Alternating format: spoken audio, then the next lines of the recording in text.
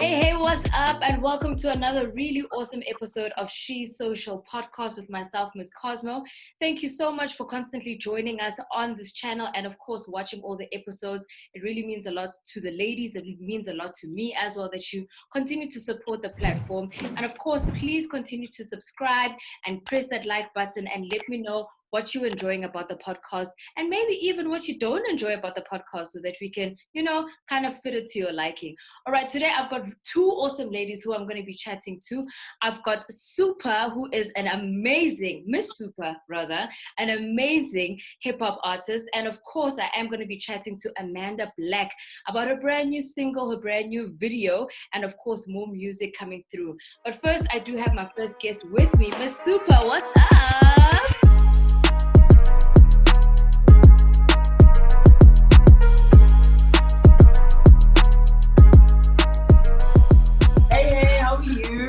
I'm good, darling. Ish, I had to correct myself there because I know the Miss is very important in the name because I know I also get frustrated when people just call me Cosmo. And then I'm like, the Miss is there for a reason. Don't leave it out.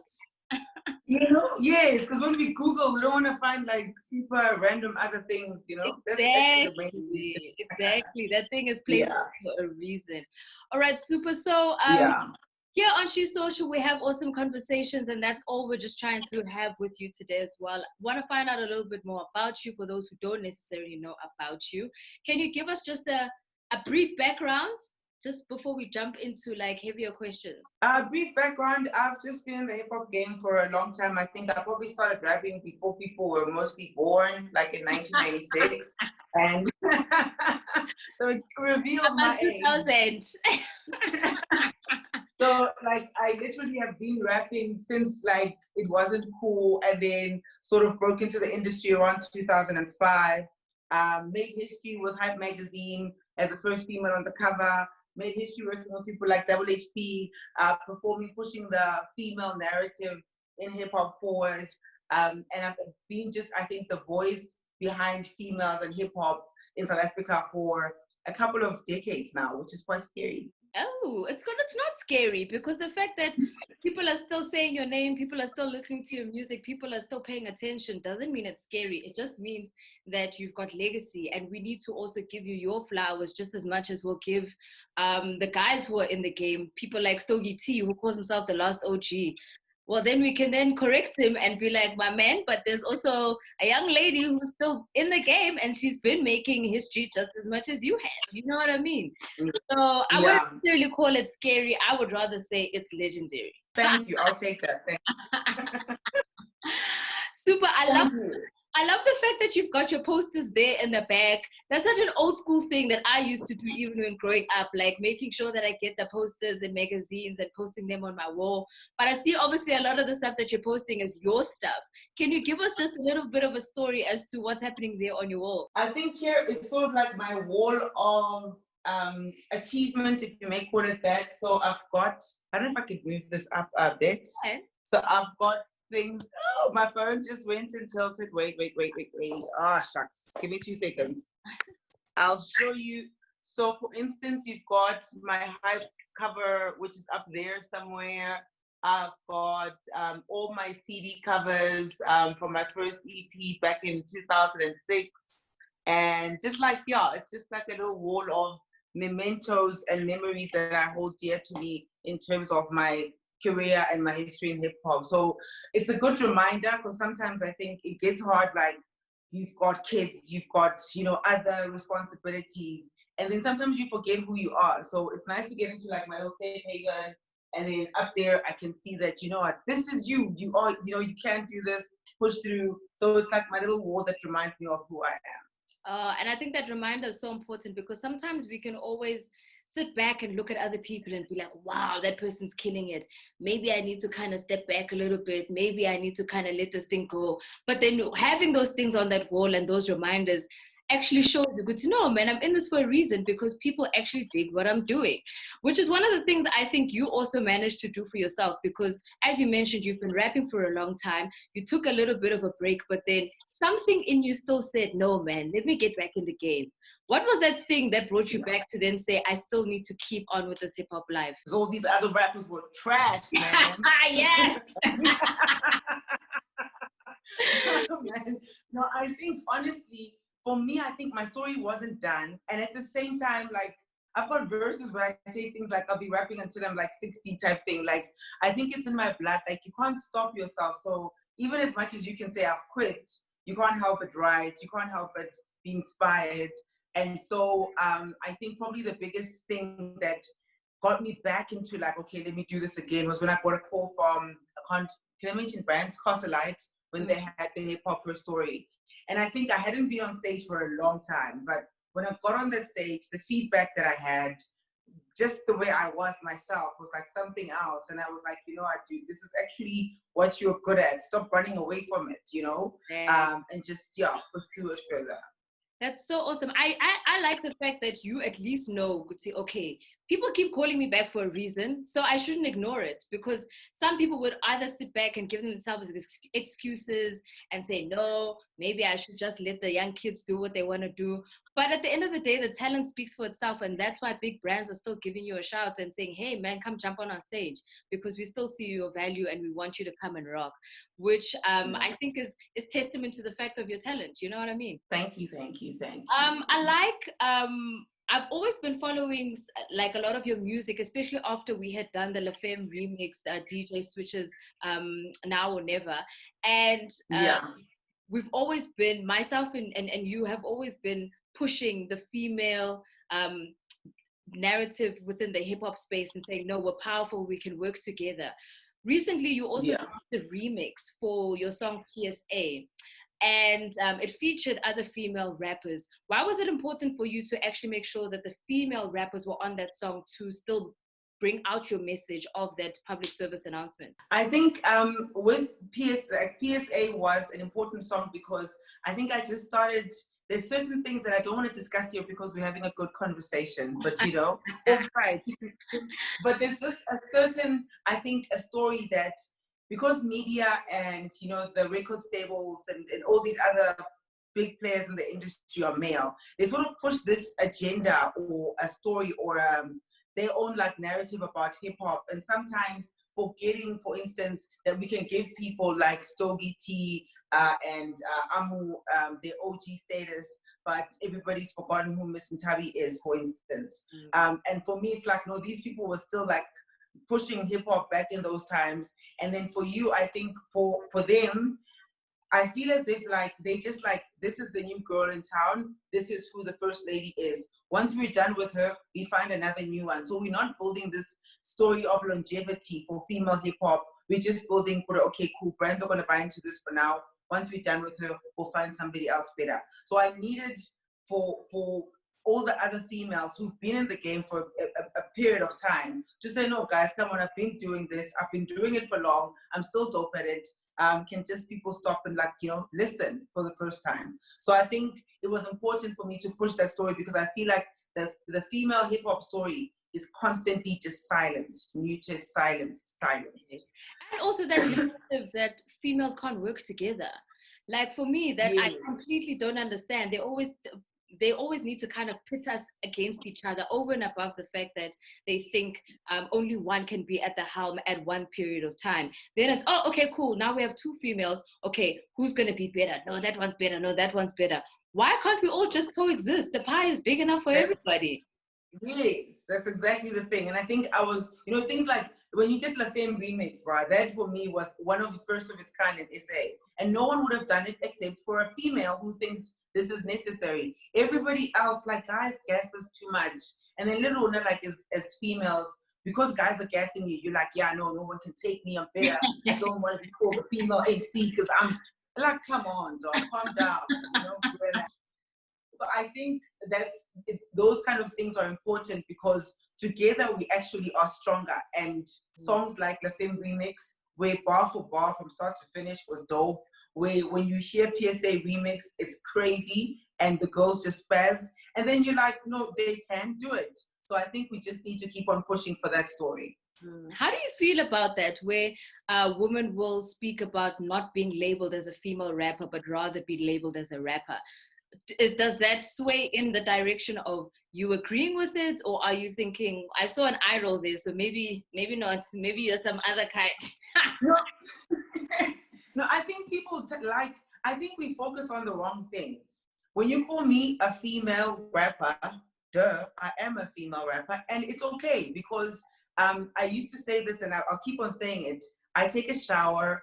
I do my nails. I like putting perfume. I like my, I've got good hygiene tendencies. Therefore, I'm a female, and that's what it's okay for me to be labeled as a female rapper if it needs be. Whether I'm good or not, it doesn't matter whether I'm a female rapper or a male rapper. It's just what it is. But I don't want to get hacked when somebody calls me a female rapper. I get upset when they call me a femc, because then I'm just like, not femc, female MC.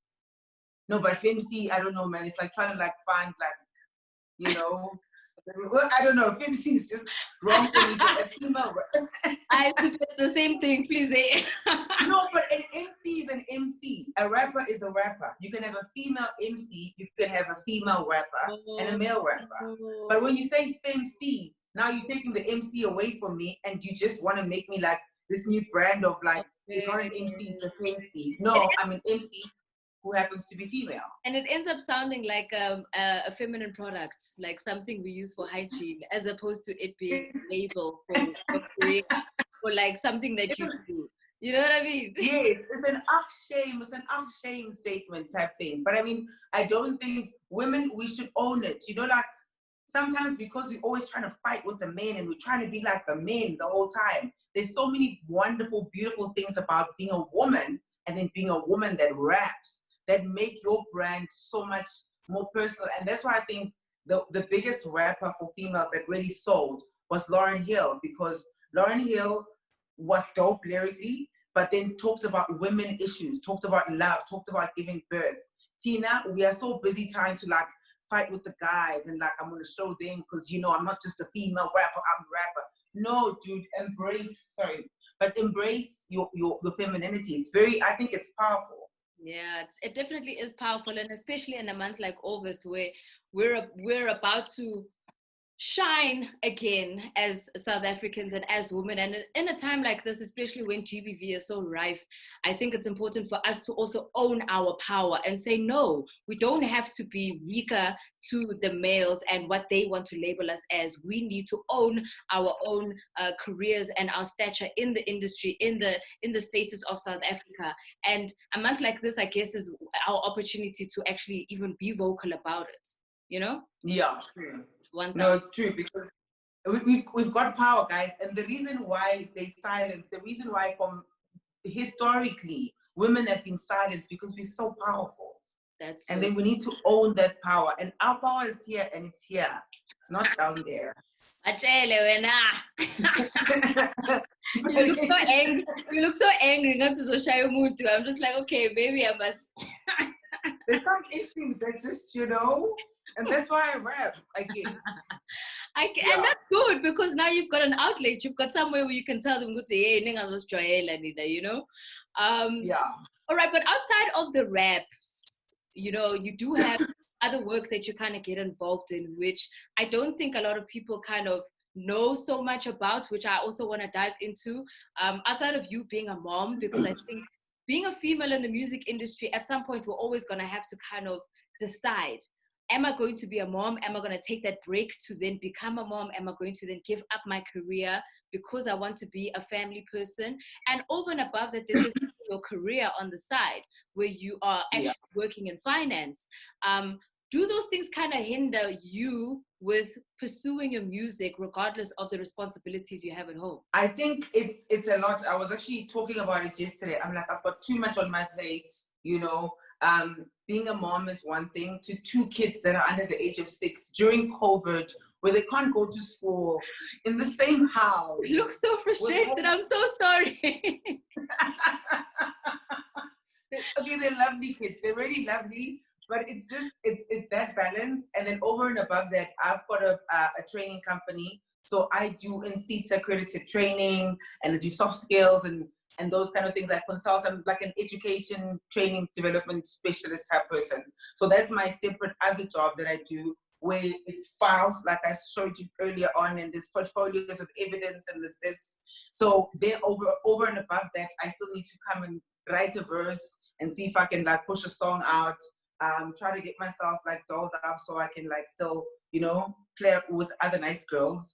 So it's just it's a lot, but I think I'm taking it in my stride, and I believe everything that's happening to me and has happened is just by what God wanted for me. And when I need assistance, when I need whatever, He'll bring it to me. For now, I must just keep pushing, And that's all it is. It's just about faith. It's all about making sure that you can still keep your head on straight and manage all these things. But that's why God gave this power to women, because we have the power to multitask, where you can be a mom, you can be an artist, you can be in corporate, you can still be a loving wife to somebody or a partner to somebody, and be able to juggle all those things at once. You might feel like you're losing your mind, but you can still handle it.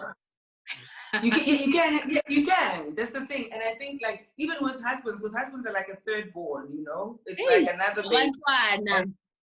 Yeah, it's like when you send, this is like a separate issue from hip hop and everything, but I've never sent my husband to go buy flour and he comes with the right flour. He always buys self-raising. And I'm like, self-raising, when have you seen, like things like that? And even during lockdown, I'm like, I'll never send you to buy flour. Or else the whole shopping thing is on the phone. Okay, I'm in this aisle. So which tomato sauce is it? And I'm like, but don't you live here with us? Like, what happens when So I think guys are a bit special, eh? Yeah, they're very special, and they need to be babied. You know how it is. We love them, but yeah, they are tough. All right. So, having been through, I would say, different eras of hip hop. Obviously, you were there in the beginning stages. I mean, like you said, you also made history with regards to high cover magazines, and kind of seeing the growth of hip hop in South Africa, going from a slightly underground type of scene to becoming heavily commercial, to the point where hip hop was kind of like the it genre, and then being kind of overtaken by Mapiano. How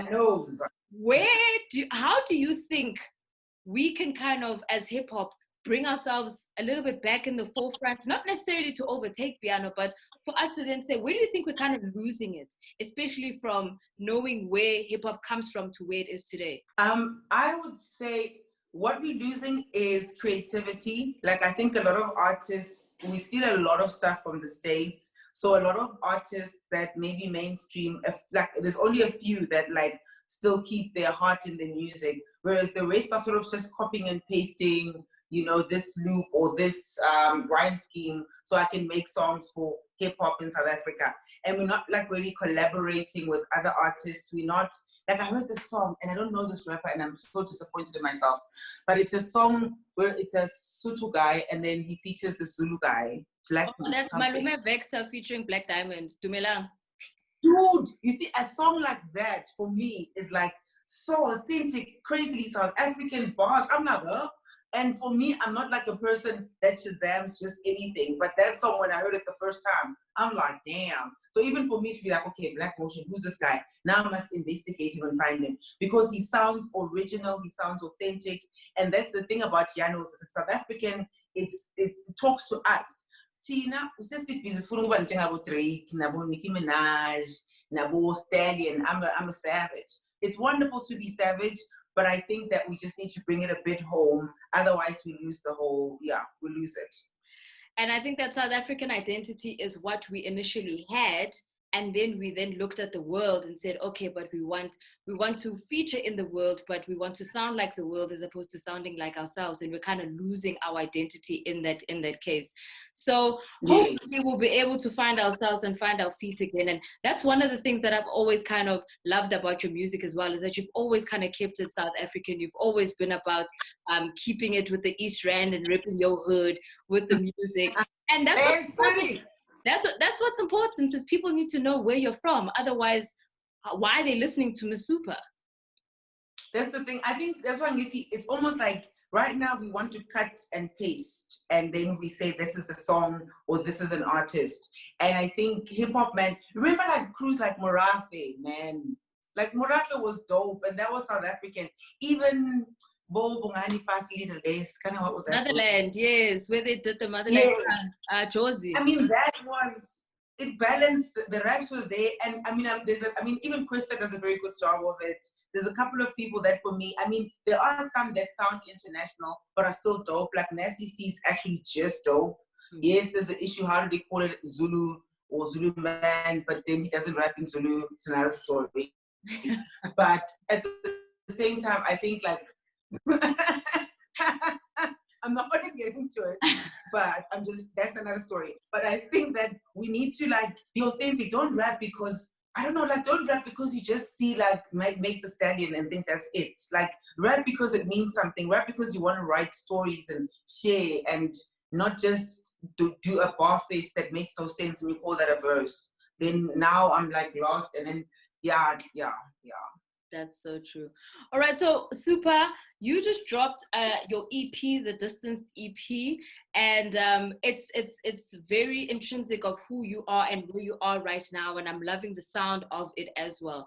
Is there more music that's going to be coming from you for the rest of 2020? What can we kind of look forward to with regards to your journey? 2020, I will drop something again. It's going to be something short, but I need to address this thing of women being attacked, killed, freaking stabbed, and made to feel weak emotionally when we're the powerhouses of this universe.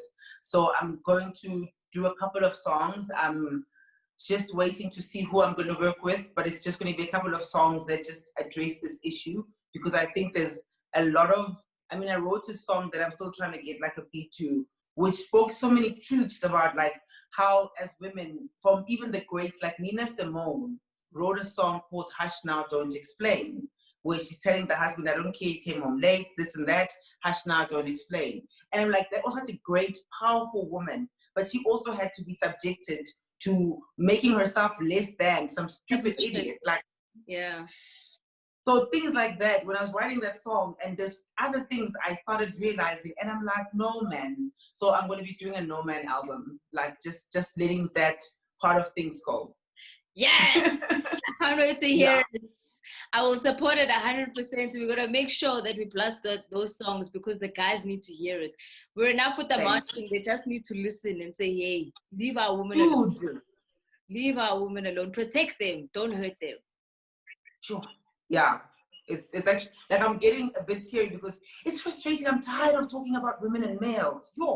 Yeah. But anyways, yeah.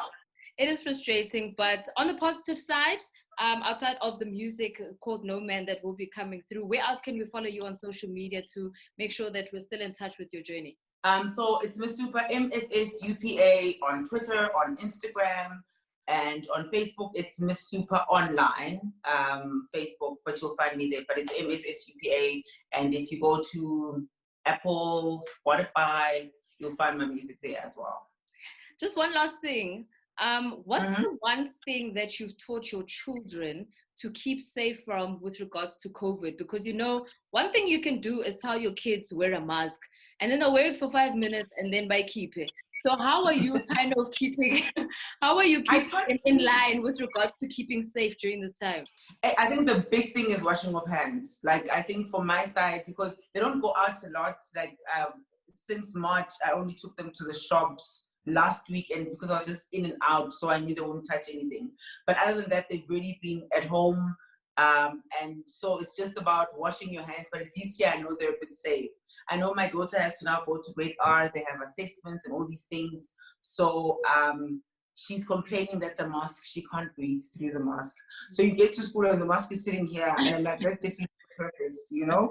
So, but I've had to now get her like those surgical masks because you can actually breathe through them. As much as they don't look cool, you can breathe. So we just try to practice that. But yeah, I'm keeping them closed, keeping them inside.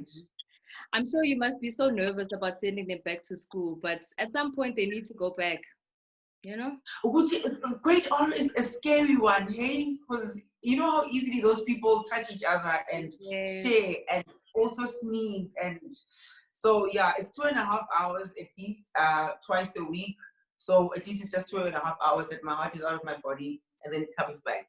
Yeah, but she'll come back and she'll be safe in your hands again. But thank you so much for your time, MsSupa. Thank you so much for the chat. We're looking forward to that album. I'm gonna make sure we play it even here on She Social so that people can hear how important it is for women to have a voice and for men to listen to that voice. Thank you. Thank you so much for having me as well. And to all the ladies, peace, love, and happy Women's Month. Well, coming next week. When are we having this? We're airing this next week. But yes, the year has flown. I keep on thinking we're still in July. It's because we've been at home. That's why. So you've forgotten that the year has passed by. But yes, we are in August now. All right, yeah. So happy Women's Month, everybody. I'm not growing old. It's just COVID. All right. Thank you for your time, MsSupa. All right, thank you, babe. What an enlightening conversation with MsSupa. Obviously, she's got a vast amount of knowledge with regards to the hip-hop space because she's been in the game for that long. But also over and above that, just being able to juggle everything, just being a woman in the industry, being so powerful and being so passionate about women owning their strength is the message that I really took away from that conversation. All right, so we do have Amanda Black who will be joining me right after this. All right, so we're still here on She Social Podcast, and I have my second guest for today, kicking in Women's Month with the one and only Amanda Black.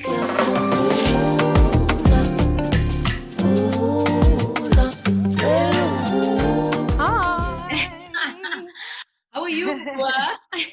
I'm good, thanks. How you? It's Miss Cosmo. So good to see you. I think it's my first time seeing you this year, and we have to do it via technology. We can't see each other in person because, you know, it's dangerous to be on the outside. So we're making sure we stay inside. But hey, at least we can still like connect. I feel like I'm so grateful that we're even able to connect and communicate and because, you know, in a time like this where we're not even able to touch, at least if I see your face, I can see that you are alive, you are okay. Hey, Gunzima, man, it's such a, I feel like we're living in a twilight zone. I still, every now and then I have to remind myself, this is really happening. Yes. Okay, I have to gear up for the next day. It's really, really crazy. I know, and it's so tough, especially because you just feel as though like your freedom is kind of taken away from you. Like, no, man, I used to have a choice whether I wanted to stay home. Now I'm being forced to stay home. So now it's a bit awkward because it's like, I'm a puma. Yeah, it's like, it's that thing of, I can't. Even if, you know, like you don't even have plans. It's not like you want to go anywhere, but it's like, but the fact that I can't, it's like so, it's so, I think people don't understand the psychological, you know, effects that we're going through because of this confinement. How are you dealing with regards to being indoors around this time? I mean, I know it's difficult, especially for artists. A lot of the women that I've spoken to here on She Social have expressed how difficult it is because a lot of us make our money by being doing live shows, by being outside, by being able to entertain large crowds. There are pros, obviously, for being indoors, and those pros are being able to work on your music and work on your craft. How is it that you've been using this time to kind of better yourself as a human without finding yourself kind of slowly, you know, being frustrated by being inside? You know, as just a human being, I started reading again. That was really, really cool. The first 2 months for me was really it was a shock. I'm not gonna lie. I think I did go into some depression because it was such a, all at once, everything stopped. There was no direction. There was no, okay, guys, this is happening. But look, don't worry. This is what's gonna happen. You're gonna be safe. You can't perform, but you know. So everything was so. I remember I really lost my mind because I was so scared because it was so unsure. And then, but what the silver lining for me is when I realized that I haven't taken a break since I came onto the scene, you know, and I'm like, maybe like Corona like said to me, sit down, like get forced because the whole time, because we constantly, you know how it is. It's like, what's next? Okay, what do we do? A single, album, tour, okay, brand, what are we doing? We need to, every time, you know, there's no stopping. And I didn't realize that, you know, I needed to stop because for me, it was all about, I'm going here and I'm, you know, so it kind of gave me that forcible sit down, and I didn't know that I needed a break, and I feel so much refreshed, you know, with the, you know, coming back to Josie now. My creativity is back. I'm back. I'm making music. I'm even seeing the good side of this lockdown, you know, aside from the fact that the first time I heard about it, I lost my mind. Now I'm like, okay, I understand. I've been making so much music because now I'm more, I have nothing else to do, you know, and all I can do is tell these stories of how I feel right now. Yeah. And that's what I'm doing. But what's good is that a lot of artists are also getting a chance to rest, like you're mentioning, getting to catch up on sleep, because people don't realize how dangerous that can be. The fact that we're constantly going, constantly moving, we're not able to actually take a breath and sit back and be like, yo, this thing can actually cause heart attacks at a younger age because we're just moving. And our diets are out of sync. We're not eating properly. We're not sleeping properly. It's just a mess. But I'm glad you're feeling much better. I'm glad that you're also, you know, in sync with yourself and you're saying, okay, let's get back in the game. Let's give them new music. So we're going to chat about your new music as well as your video in a moment. But I do want to kind of backtrack a bit with regards to just Amanda as a whole, Amanda the person, and not necessarily Amanda the singer. I wanted to know just, you know, like growing up, obviously, most people kind of know you from when you had initially started with Idols and then obviously then kind of rolling over into the rest of your music. But was music always inherent in you even when you were younger? I don't even know. Music for me, what came as easy as breathing. Because I can't even remember a time where I wasn't about music, when I wasn't singing, when I wasn't listening, when I wasn't loving it, when I wasn't, you know, when I wasn't being moved by it. Umculo, I know it from home. My grandparents love music. My mom loves music. My entire family loves music from both sides. So wherever I was, I had music all around me. I had people, you know, that would sing, break out in song or play music, and everybody's just singing along. So as a child, for me, that is where I picked up my music. I don't know, for as long as I can remember, music has always been how I've described myself as Amanda. That's beautiful, because, you know, sometimes if you're like the only creative person in a family, it becomes a little stringent where it's like, and then hey, but at least here you were able to grow up in a home where it was embraced and it was like, okay, one man to call and also school there. Yes. And then they put you there, but okay, perform again, Subuze. Amanda is so. Guess what? Dan baleka. Ah, what do you mean? Dan baleka ndize. I'd run too. Oh, okay, cool. Yes. Yeah. Even if they call me from the streets, Amanda. That's why I could sing, because I loved it. I loved it. Even though I had nerves for days, because I would sing with my eyes closed, but then I would I just want to sing it. So, but I loved it. I loved it. Did you do any like formal training or go to like a musical school for you to kind of hone your talent, or was it just one of those things that because you were born in it, money what? Yes, this is me. I did. I studied music. I studied music at NMMU, and I did voice as my main module. So I did classical voice. So I really did. I attribute my voice control from that, because I learned how to control my voice, understanding my voice better, and etc. about music. I think things like that are also very important. I don't think people realize how important the education behind music is, because as much as you have a natural talent to actually sing, you still have to practice and work on that.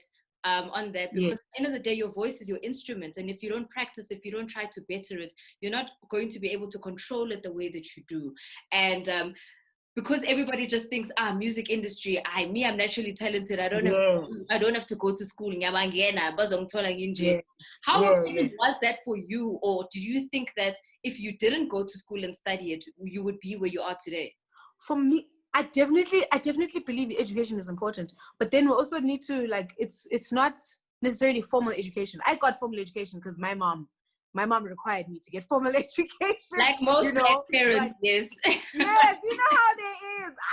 She was like, no, me, danam, humble funda. I don't care what you study, but I need you to study. So obviously the only choice I had was music. I was like, don't care if I have to go to school. I'm gonna go for this thing I love. Yes. You know. But I think education can come in many, many forms. You need to educate yourself about whatever you're going into. So as much as you can, for me, it was important for me. Now I understand that as a vocalist, understanding what a voice, what I learned what the larynx, what produces sound. So for me, that was for me as a vocalist, learning how my voice works, how every voice cords, how sound is generated. Did you know that there's vocal cords, and how sound is made is that they rub against each other. Yeah. And that's how you make the sound. Yeah, you see, for me, I know how to take care of my voice better now. Okay. So for whatever field you want to go into, whether it be behind the scenes, whatever, you definitely need to know. You need to prepare and learn about what you're doing, your craft. You need to know to make it better. Just to be the superstar that you want to be.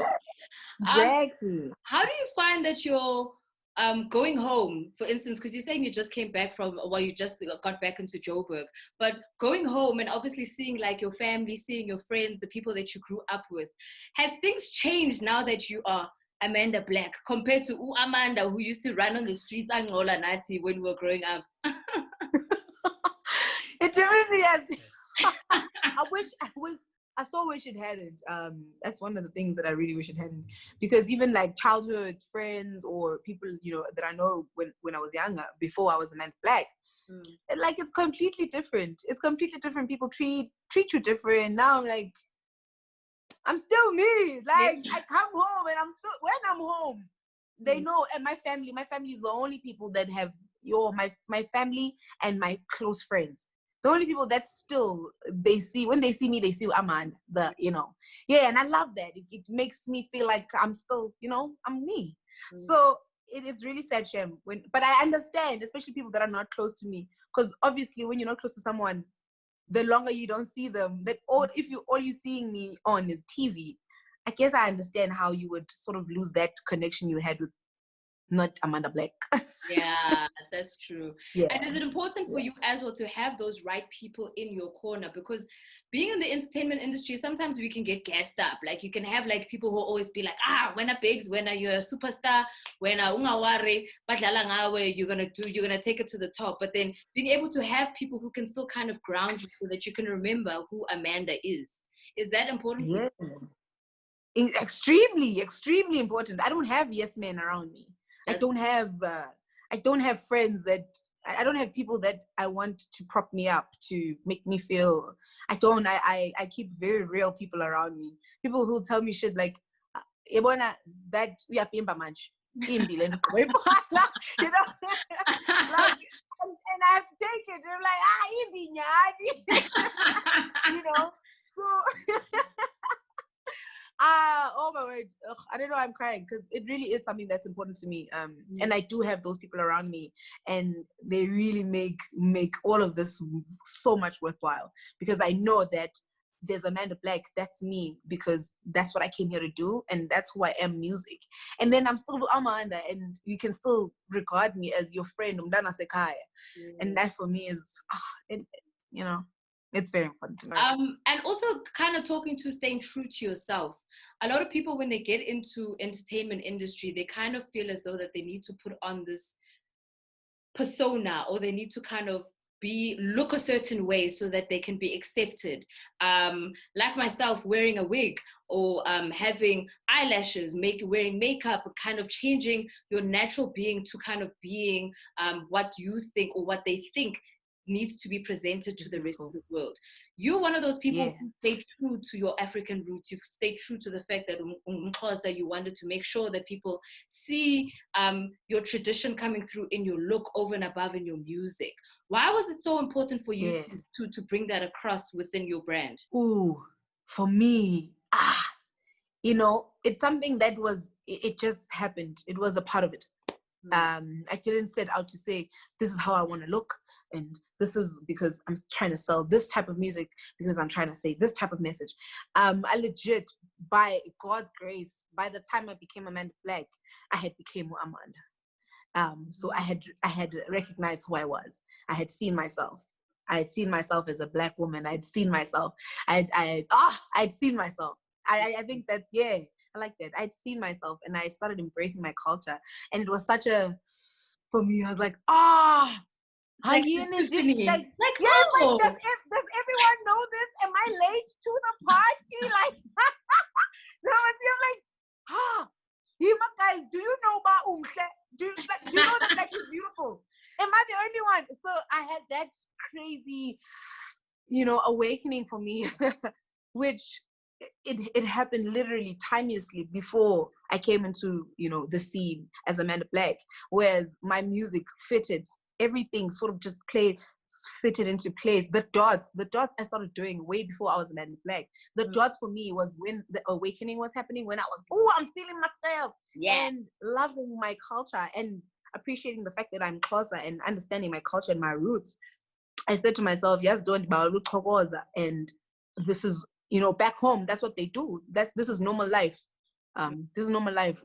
Adorning yourself with the white clay, and that's normal life. So I was like, that should be normal life for me, doing clothes. Exactly. And that's what I started doing. That's what I started doing.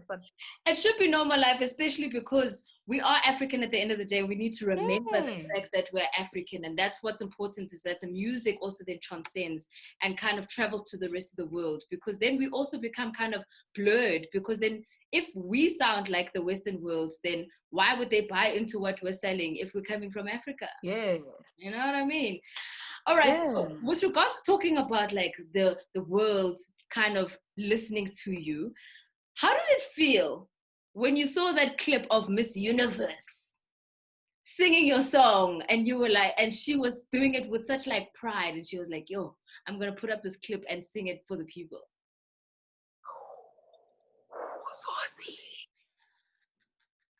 First, I love Zosie. I was like, oh my gosh, no way. Like, yes, that's me. That's my song. Yes, I was like, do they know? Do they? And then she tagged me, and she's so incredible. Oh, I love Zosie. Like, her aura, her spirit. So for me, it's, and what she stands for is exactly what I stand for. And it just was like, girl, because as a black girl growing up, as a dark-skinned girl, I've never seen someone who looks like me, who's seen as great, who's put up on a pedestal as beautiful.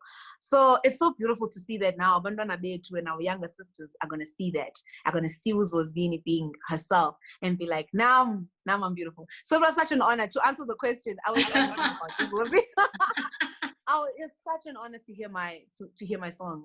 That song is very special to me. Everyone who knows me knows that song has been very, very, very special to my career and to my life. So that was amazing. That's so true. All right. So also just talking with regards to your music, I think your music has been very powerful, very inspirational. I think a lot of people take away your stories. And that's what's important, is at the end of the day, music is about the storytelling. It's about taking people through a journey. It's about making them feel the emotion that you felt when you recorded the song. What influences you with regards to your songwriting and how you want to portray your music within your brand? I'm influenced by, I tell a lot of the stories I write are mine. A lot of the stories I write are my experiences, my emotions, my feelings, my view on life, how I interpret other people's stories, how I feel about other people's stories, how I empathize with people's stories. Everything. I'm influenced by emotions. Yeah, I'm very, very influenced by emotions. So a lot of the music that I make will never not have feeling, because whenever I make it comes from somewhere. Sometimes comes from the spirit, comes from somewhere. Sometimes I don't even control what I'm saying. It just comes. So I write from a place of freedom, a place of emotion. Yeah. That's so beautiful. That's so beautiful. Do you ever find that you might possibly even run out of a story that you want to tell? You run out? Yeah, like maybe even like a creative block, or maybe sitting back and be like, maybe I need to take a break. Oh yeah. And those are the worst. It's so weird. You write like my city. You write for like a year. Ooh, you write all the hits. A whole year. And then for 1 month, boom, nothing. And then you will feel like such trash because you're like, can I even write anymore? Am I even good? And it's like, are you crazy? You just wrote for an entire year. Yeah. And you're just going through a bit, so I take creative blocks really, really hard. Yeah, I'm trying to learn, like, to be like, it's okay. It's a phase. But hey, they hit me really hard. So I do have those moments where there's absolutely nothing. And not nothing. And it's not that I lack inspiration, but for me, it's mostly when I don't know how to say how I feel. Yeah, that's when my mind is flustered and I'm struggling to translate how I'm feeling. And that's when, like, my entire being freezes and like, okay, I boom. And then I just let it be and wait for it to come when it wants. I was about to ask, how do you counter it? Because at some point you need to kind of break free from that block. Yes. So do you do anything, or like maybe even just sit and maybe binge watch on TV so that you can kind of get back into a funk? Yeah. What is one of those things that will help you kind of get back into the groove? So I have to stop. I have to get out of the music. Like, I have to take a break from writing. Otherwise, if I do this for long, it kind of doesn't work. So yeah, I take a step back and okay, maybe let me leave it, give it a break. Maybe I watch TV, whatever, but I mostly try to distract myself with other things. So maybe I'll read, do something to distract me from the actual music. Sometimes I'll listen to other people's music to not think about making music, to just consume it. And that really helps. That's dope, because at least you also then get, sometimes you'll even get like a little spark of inspiration from listening to other people's music. And then, actually, I didn't think about that. Maybe I can also kind of, jazz it up a little bit from that perspective. I know that vibe, because I think a lot of people kind of get through that space where you're just like, oh, I'm in a rut. Okay, I need to do something. Maybe I must go for a run, and then I can get myself back into sync. It happens to the best of us, babes. It happens to the best of us. All right, so you have a brand new single or a video out with Ami Faku. Beautiful song, and we're quite excited to actually see the video. How are you feeling about this collaboration? Because a lot of the time you'll find that vocalists, well, they do collaborate, but not as often as maybe a vocalist and somebody in like a completely different type of, I don't know, genre. So you and Ami Faku together was just like pure bliss. How was it being in studio with her and making sure that you bring out this like serene song that we just want to, play all day? I love Ami. My namesake. Come on. I love Ami. I love her music. I love how she interprets her stories. It's very reminiscent of home. I'm a huge fan. So it was so incredible being in studio with her. I was just like, hey, I'm Kaya. You know how it is. Hey, I'm Kaya. And then it was just, then obviously we broke out into our Xhosa. It was kumnandi when we come together. Yeah, when we come together, it's like you party. Already we met on that level first, and then everything else just came naturally. And even shooting the video was incredible. She's such a beautiful soul. I love working with people who are like-minded, who are like-spirited, who have good vibes, who are about this thing. Who are here to enjoy this thing that we all say we love. So Ami Faku was such an incredible talent to work with, an incredible human being. And I'm so excited that people are seeing the work that we put out. I love the song, obviously. And I'm just like, I'm so happy. It's a beautiful song. And I think the way that your voices match up together just kind of, it's like perfect. Thank you. Thank you. Man, the song is a love song. Obviously, you can hear it. It's about missing someone. It's pretty that simple. It's about missing someone. Doesn't matter who it is. Yeah. It's always it's great to have an organic connection with somebody like that, because at least when you like each other and you're in good spirits when you're in studio, it comes out in the music, and that's why you can hear it in Khumbula as well. And of course it is going to show as well in the video, because I'm sure it's just I'm excited to see it. I'm sure you are also just like, the people need to get it because it's gonna be. Yes. Thank you so much. Thank you so much. Who's the one person that you feel you still need to work with, where you're like, no matter what happens, something needs to happen with this person. We need to get into studio. Or like a before I die type of. Yes. It doesn't have to happen tomorrow, but it must happen at some point in your life. No sense like, but there's this one that, like, if I'm on my like deathbed and you love me. We'll try. This person, get her into studio with one of me. Beyonce. Oh. If you love me, you know.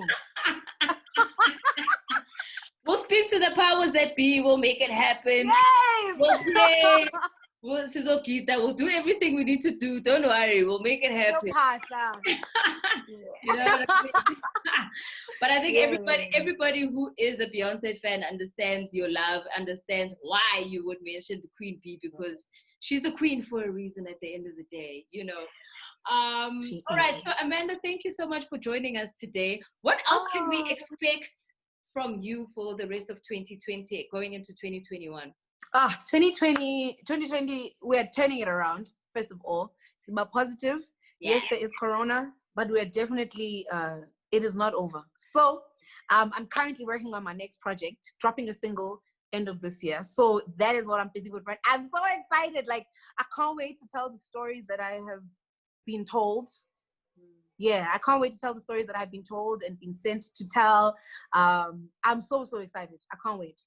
This album is going to be really, really very bare. Very, very, very bare. So I can't wait for you guys to hear that. So that's what I'm currently working on. I've got a couple of features that I'm on, which I'm so excited. Rouge is dropping her album. I'm on that. Yeah. So I'm really excited. Piano Cella is dropping. Yeah. So you're on the Piano Cella. That's dope. Hey, so yes, hey, Miss Cosmo. Yes, there is a girl.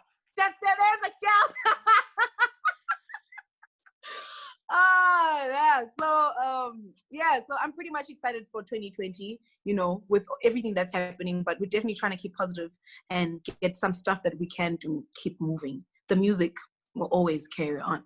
So yeah. Definitely. Love and light, Amanda. Thank you so much for joining us here on She Social Podcast. Appreciate you, appreciate your time, appreciate your story, appreciate your energy. You're just such a beautiful soul, and it comes through in the way that you speak and in the way that you sing.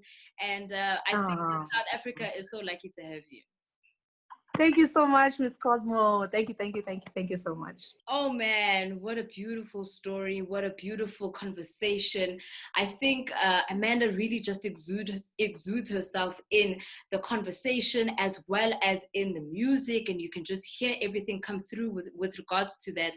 And I just want to thank her so much for her time, for joining us here on She Social Podcast. Again, also thank you to MsSupa for coming through as our first guest for today. Women's Month is obviously coming through thick and hard, and we are going to have such awesome conversations as well. So if you have somebody specific that you think they need to kind of tell their story here on the She Social Podcast, let me know in the comment section, as well as like and continue to subscribe. We're going to have these powerful conversations every single week, every single Wednesday at 5 p.m. And of course, once lockdown is over, we'll be able to do this in person and maybe even have just longer conversations so we can get a little bit more in depth. But I'm looking forward to August, and I hope you will be as well. Join me again next week right here on the She Social Podcast.